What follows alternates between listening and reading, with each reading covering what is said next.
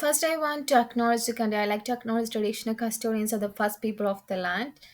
And there's no particular definition of the play. When we speak about play, we often think of laughter, toys, or running around, but play is much more than just entertainment. For children, play is how they explore the world, communicate with others, solve problems, and express their emotions. And it can be any kind of fun. Is considered children's play process an activity or behavior managed and organized by the kids themselves. It can be at any time, at any place. It's spontaneous. It's basically unplanned, and it promotes children's intellectual, social, and emotional well-being and development.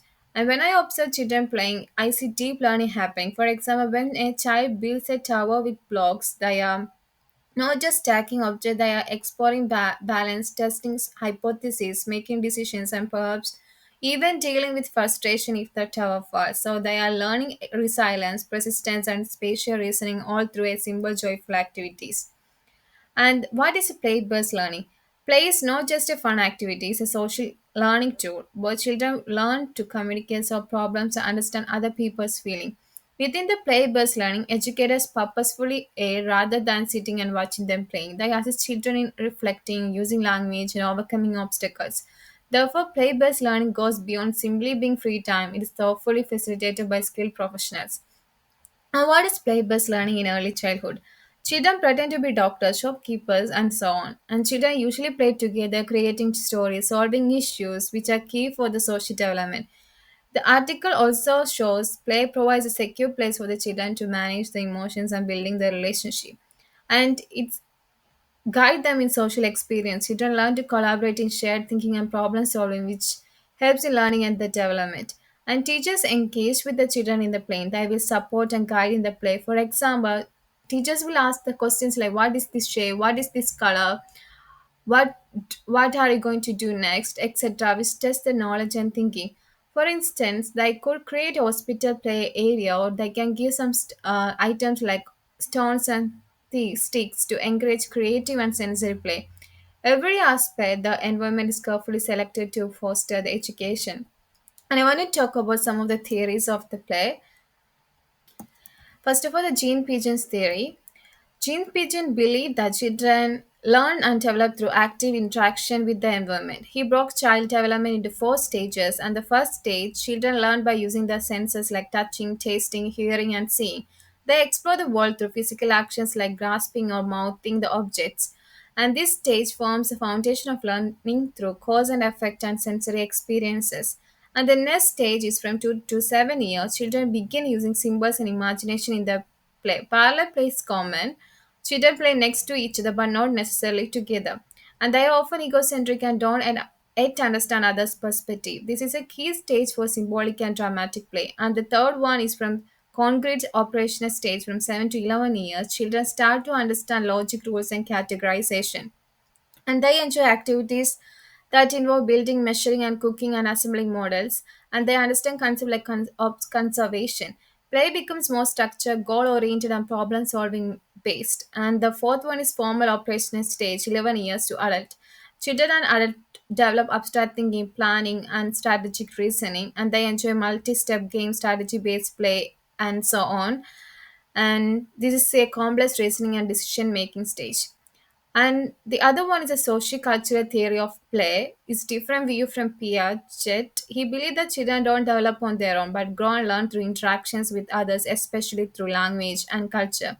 He said that play is not just a fun activity, but a powerful way for learning. And he's focused on particular imaginative or pretend play where children take on roles like teacher, superhero, or parent. For example, when a child pretends to be a shopkeeper and serves a customer, they are learning how real life interactions work even if the shop doesn't exist. And the third one is adlering theory, where self-confidence and a sense of belonging in children believes that children must overcome feelings of inferiority to thrive emotionally and socially. In play, children can act out situations, builds relationship, and feel valued and capable, and encourages cooperative play to develop social interest, empathy, and community feeling. Helps you to understand themselves and others through pretend, scenarios, and storytelling. And the last one is Reggio Emilio approach, which is an important one, and most of the daycare centers approach is this one. Child as capable and competent. Children are seen as strong, curious, and full of potential, and play is a natural way children express ideas. Classrooms are designed to inspire exploration, inviting, beautiful, and full of natural, open-ended materials. Educators observe children's interest and create learning opportunities. Teachers capture children's play, photos, quotes, arts to revisit the ideas. Learning happens best in social context with peers, teachers, and the wider community. And there are different types of play: free play, guided play, games with rules, directed play. And when we speak about the free play, the children choose what, how, and with whom they want to play. It is spontaneous, internally motivated, encourages independence, imagination, and social negotiation. For example, a child builds a house with blocks without instruction, just based on their idea. Guided play is children play freely with but within environments or activities intentionally prepared by adults. Support specific learning goals while preserving children's agency. A teacher sets up a grocery store corner to explore math and literacy, but children choose how they role play. And structured play is a games with the rules and structure play with clear rules and often turn taking. Build executive function, memory, self control, and cooperation. Children playing snakes and ladders or duck goose learn to wait, follow rules and strategies. And directed plays adult led play. Adult led the activity with specific learning objectives in mind. Introduces new concept or skills with direct exports. And the physical and exploratory plays involves movement, experimentation using the senses, builds gross and fine motor skills, pouring water between the containers, and etc. How supports children and learning activities that we speak earlier, and the importance of play-based learning. Play builds the brain. Play enhances learning outcomes. Play strengthens social and emotional well-being. Play develops the whole child body, mind, and the heart. And the Reggio Emilia and the value of play-based learning encourages deep thinking and creativity, supports emotional well-being and identity, promotes long-term investigation, nurtures communication, builds strong educated child-family partnership.